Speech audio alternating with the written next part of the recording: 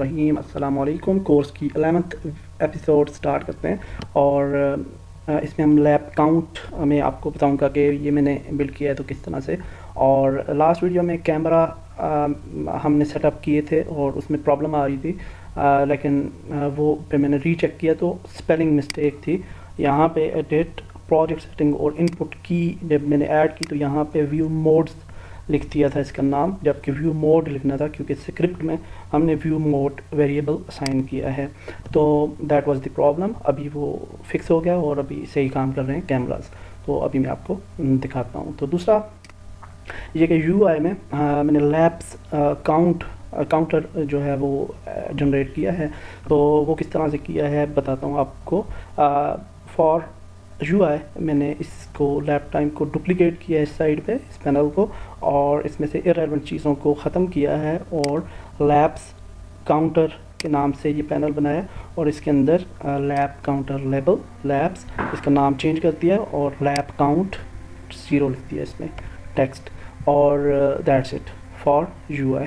तो ये करने के बाद जो हमारी मेन स्क्रिप्ट थी लैब कंप्लीट ट्रिगर के ऊपर, तो लैब कंप्लीट ट्रिगर के ऊपर जो स्क्रिप्ट हमने ऐड की थी उसमें हमने एक नया वेरिएबल ऐड किया है, public game object lab counter, और एक और वेरिएबल असाइन किया पब्लिक इंटीजर लैब्स डन, क्योंकि ये इंट में ही होगा तो इसलिए हम इंटीजर्स दे देते हैं, इसको फ्लोट वगैरह नहीं होगा। तो ये वेरिएबल बनाने के बाद लैब काउंटर हमने यहाँ पे lab counter dot gate component किया, टेक्स्ट यहाँ से ये वाला पिक करेंगे और इसमें प्लस लैब्स डन वेरिएबल जो लैब कंप्लीट होगा वो इसमें ऐड हो जाएगा इस स्क्रिप्ट में। तो scripts at the end of this course मैं अपलोड कर दूंगा अपनी साइट पे और आपको लिंक शेयर कर दूंगा वीडियोस के नीचे, तो आप डाउनलोड कर सकते हैं। तो यहाँ पे हमने वॉइड ऑन ट्रिगर इंटर के बाद सबसे टॉप पे labs done plus equal to 1 भी ऐड कर दिया, ताकि लैब्स हमारे जो हैं जब भी एक लैब कंप्लीट हो तो दूसरा लैब जो है उसके साथ 0 में प्लस 1 ऐड हो जाए। तो लेट्स प्ले द गेम और देखते हैं कि कैमरास भी टेस्ट करते हैं और लैब्स भी। तो सी प्रेस करेंगे तो कैमरा का पोर्ट चेंज हो जाएगा, दोबारा सी प्रेस करेंगे तो ये आप देख सकते हैं कि सी प्रेस करेंगे तो कैमरा के व्यू मोड्स जो हैं वो चेंज हो रहे हैं, आप देख सकते हैं। तो ये सक्सेसफुल काम कर रहा है कैमरा। और अब हम लैब्स टेस्ट करते हैं कि लैब जब कंप्लीट होगा आया लैब ऐड होगा या नहीं। फिर हम नेक्स्ट वीडियो में मैं आपको बताऊंगा कि हम किस तरह से काउंटर उसका लैब्स की 3 तक हम लिमिट लगा लेंगे। तो 0/3 यहाँ पे लिखा हुआ आएगा और 3 लैब कंप्लीट होंगे तो आप विन जो रेस जो है वो विन कर जाएगा कोई भी यूज़र। तो लेट्स सी।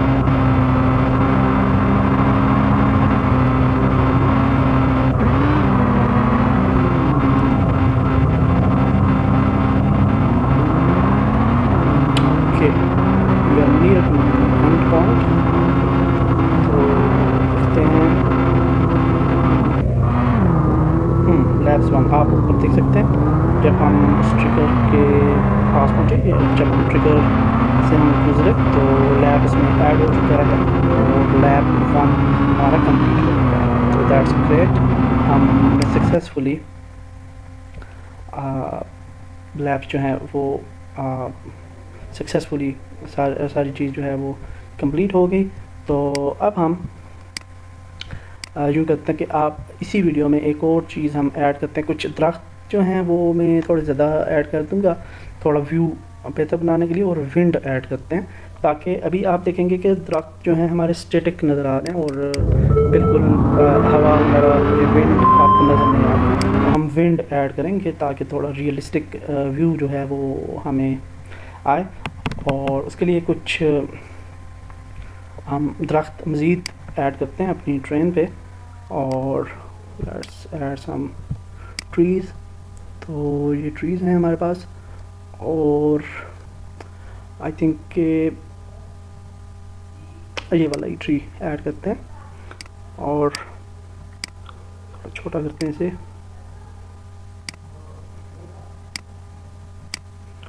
ठीक है, और इन्हें थोड़ा ऐड करते जाते हैं।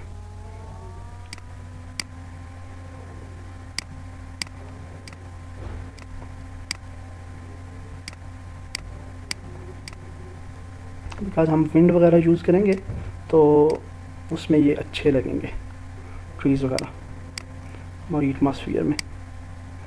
तो बस मैं मेन जगहों पे जहाँ से हमें विजिबल होंगे ये ट्री तो वहाँ पे लगा रहा हूँ,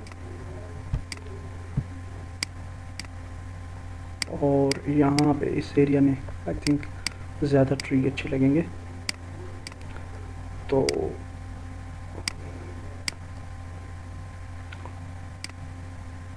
यूँ ऐड कर लेते हैं।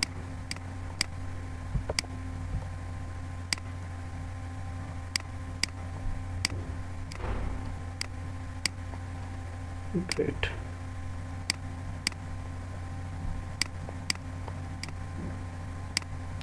आप ज़रूरी नहीं है कि आप विंड वगैरह जनरेट करें, मे बी आपके सीन्स में ये ट्रीज़ ज़रूरत ही ना पड़े। अगर आप सिटी वगैरह में रेसिंग मॉडल करते हैं, सिटी है, तो उसमें तो आप फिर विंड वगैरह की ज़रूरत नहीं पड़ेगी। लेकिन हम चूँकि ट्रीज़ वगैरह भी यूज़ कर रहे हैं तो आपको सिखाना भी मकसूद है, तो इसलिए हम ट्रीज़ वगैरह ऐड करते हैं और विंड अप्लाई करते हैं इस पर, और होपफुली के